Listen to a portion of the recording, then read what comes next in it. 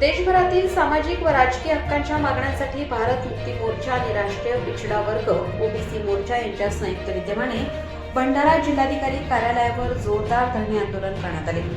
देशातील 36 राज्यातील सुमारे 650 जिल्हाधिकारी कार्यालयावर एकाच वेळी आंदोलन उभारण्यात आले असून त्याचाच एक भाग म्हणून भंडाऱ्यातही आंदोलनकर्त्यांनी सरकारविरोधात जोरदार घोषणाबाजी करत निषेध नोंदवला।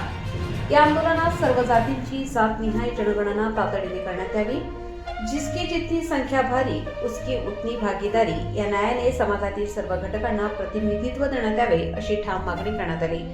याशिवाय यूजीसी बिल लागू करावे, टीईटी परीक्षा रद्द करावी किंवा राजकीय नेत्यांसाठी आरईटी राजनीती एलिजिबल टेस्ट लागू करावी, महागाईवर नियंत्रण आणावे, जल जंगल जमीनचे संरक्षण करावे, ईव्हीएम मशीन बंद करून पुन्हा बॅलेट पेपरवर निवडणूक प्रक्रिया सुरू करावी, तसेच स्मार्ट मीटर बंद करून साधे वीज मीटर लावावेत अशा विविध मागण्या आंदोलनकर्त्यांनी मांडल्या।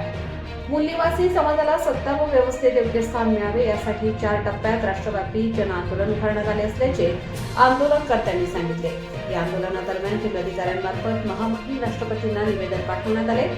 या धरणे आंदोलनात रविदास लोखंडे, सुभाष भिवगडे, विजयकांत बडगे, कपिल रंगारी, युवा नेते मुकुल सूर्यवंशी, किशोर सती मेश्राम, विशांत श्यामकुवर, शुभम गजभिये, देशबंधू सर, शरयुताई डहाट, राऊत मॅडम तसेच इलेक्ट्रिक मॅन म्हणून प्रसिद्ध अभय डी रंगारी यांची प्रमुख उपस्थिती होती। आंदोलनकर्त्यांनी स्पष्ट इशारा देत सांगितले की सरकारने मागण्या तातडीने मान्य न केल्यास 23 मार्च रोजी मोठी रॅली काढण्यात येईल आणि 23 एप्रिल रोजी देशव्यापी भारत बंद आंदोलन छेडले जाईल। सरकारने या मागण्यांकडे दुर्लक्ष केल्यास आंदोलन अधिक तीव्र करण्याचा निर्धारही यावेळी व्यक्त करण्यात आला। आकाश नंदादोळी, भंडारा।